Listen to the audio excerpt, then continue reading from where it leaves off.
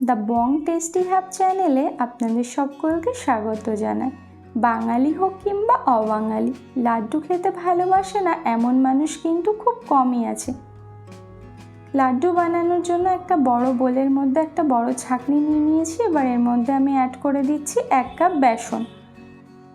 বেসনটা খুব ভালো করে এখানে চেলে নিতে হবে, তাহলে যখন আমি ব্যাটারটা বানাবো তখন কোনো রকমের দলা পাকাবে না।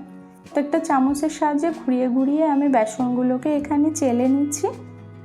তো সব বেসন এখানে আমার চালা একদম কমপ্লিট হয়ে গেছে। এবার একটা স্মুথ ব্যাটার বানাতে হবে। তার জন্য এখানে অল্প অল্প করে জল দিতে হবে আর একটা থিকনেস ব্যাটার বানাতে হবে। এখানে আমি 1 কাপ বেসনের জন্য হাফ কাপ জল নিয়েছি, তবে জলটা একবারে দেয়া যাবে না, অল্প অল্প করে দিতে হবে আর একটা সুন্দর ব্যাটার তৈরি করতে হবে। তো দেখুন আমি অল্প অল্প জল দিয়ে একটাখানি সুন্দর ব্যাটার বানিয়ে নিয়েছি। আপনারাও সেম প্রসেস অ্যাপ্লাই করবেন, পরিমাণটা ঠিক রাখবেন। তো দেখুন একটা স্মুথ ব্যাটার বানিয়ে নিয়েছি। এবার এটাকে 5 থেকে 7 মিনিট খুব ভালো করে ফেটিয়ে নিতে হবে। যত ভালো ফেটানো হবে লাড্ডু খেতে তত বেশি ভালো হবে। ফেটানো কমপ্লিট হয়ে গেছে। এবার থিকনেসটা আপনাদেরকে আমি দেখিয়ে দিচ্ছি। তো দেখতেই পাচ্ছেন এর থিকনেসটা কেমন। এবার এর মধ্যে দিয়ে দিচ্ছি স্বাদ অনুযায়ী লবণ, দিয়ে আবারও খুব ভালো করে মিশিয়ে এটাকে 10 মিনিট রেস্টে রেখে দেব। 10 মিনিট হয়ে গেছে। এরপর গ্যাসে কড়াই বসিয়ে কড়াইটা ভালো করে গরম করে এর মধ্যে দিয়ে দিচ্ছি অল্প পরিমাণে সাদা তেল। তেলটা চারিদিকে একটু স্প্রেড করে দিচ্ছি। আর এই সময় গ্যাসের ফ্লেমটাকে একদমই লোতে রাখতে হবে। গ্যাসের পরিমাণটা কিন্তু একদমই বাড়ানো যাবে না, তাহলে বড়াগুলো পুড়ে যাবে আর কালারটা ডিসকালার হয়ে যাবে। এবার বেসনের ব্যাটারটা নিয়ে অল্প অল্প করে এখানে কড়াইয়ের মধ্যে দিয়ে একটা বড়ার শেপ দিয়ে নিচ্ছি। দিয়ে বড়াগুলোকে উল্টে পাল্টে আমি ভেজে নিচ্ছি, তবে হালকা করে ভাজতে হবে, খুব বেশি ভাজার প্রয়োজন নেই। তো এক পাশ হয়ে গেছে, উল্টে আর এক পাশ ভেজে নিয়েছি। তো মোটামুটি দুপাশই ভালো করে ভাজা হয়ে গেছে। এবার এগুলোকে তুলে নিচ্ছি। সেম একইভাবে আবারও আমি বড়ার শেপ দিয়ে নিচ্ছি, দিয়ে বড়াগুলো ভেজে নেব এখানে। আর অতি অবশ্যই গ্যাসের ফ্লেমটা লোতে রাখবেন। বড়াগুলোর এক পাশ হয়ে গেছে, তো উল্টে আমি আর এক পাশটাও ভালো করে ভেজে নিচ্ছি।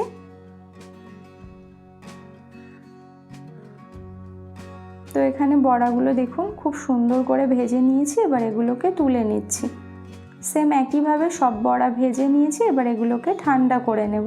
এবার একটা মিক্সার গ্রাইন্ডার নিয়েছি, তার মধ্যে বড়াগুলোকে ছোট ছোট টুকরো করে দিয়ে দিচ্ছি, দিয়ে গ্রাইন্ড করে নিতে হবে। তবে খুব বেশি গ্রাইন্ড করা যাবে না, কয়েক সেকেন্ড ঘুরিয়ে নিতে হবে।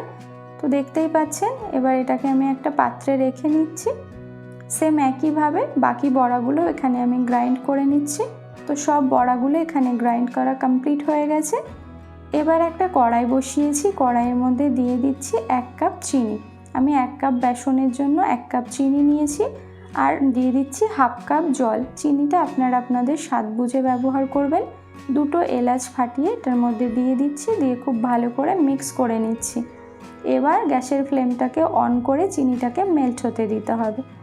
তো চিনিটা অনেকটাই মেল্ট হয়ে গেছে। এবার এর মধ্যে সামান্য একটু অরেঞ্জ ফুড কালার দিয়েছি, আপনারা চাইলে ফুড কালারটা স্কিপ করতে পারেন।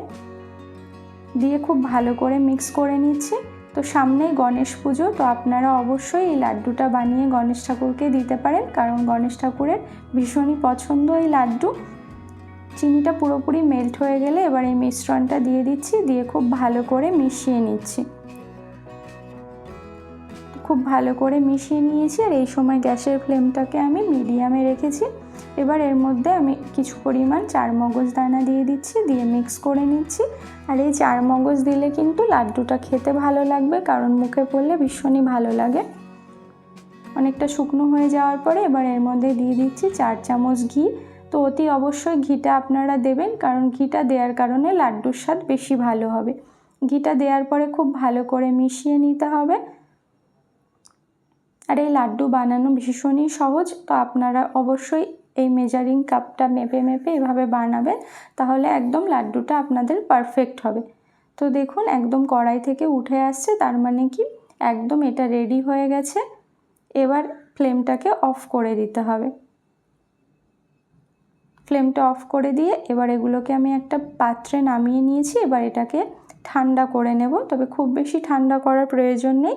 এবার 2 হাতে ঘি ব্রাশ করে নিয়ে এবার লাড্ডুর শেপে তৈরি করে নিতে হবে। তো দেখতেই পাচ্ছেন আমি ঘুরিয়ে ঘুরিয়ে সুন্দরভাবে লাড্ডুটা বানিয়ে নিচ্ছি। তো আপনারাও সেম একইভাবে বানিয়ে নেবেন, আর এটা খেতে অসম্ভব সুন্দর হয়। তো আপনারা বানাবেন, বাচ্চা থেকে বড় সবার কিন্তু ভীষণই পছন্দ হবে। তো একটা লাড্ডু রেডি হয়ে গেছে, সেম একইভাবে আমি আর একটা আপনাদের সুবিধার্থে দেখিয়ে দিচ্ছি। তো এভাবে হাতের সাহায্যে ঘুরিয়ে ঘুরিয়ে লাড্ডুটাকে রেডি করে নিচ্ছি। তো দেখুন এখানে আর একটা লাড্ডু আমার রেডি হয়ে গেছে। সেম একইভাবে আমি বাকি লাড্ডুগুলো এখানে তৈরি করে নিয়েছি। তো রেসিপিটি আপনাদের কেমন লাগলো অবশ্যই কমেন্ট বক্সে জানাবেন। ভালো লাগলে লাইক করবেন, কমেন্ট করবেন, শেয়ার করবেন। আর আমার চ্যানেলে নতুন হয়ে থাকলে চ্যানেলটিকে সাবস্ক্রাইব করে পাশে থাকা বেল বাটনটি অন করে রাখবেন। Thanks for watching.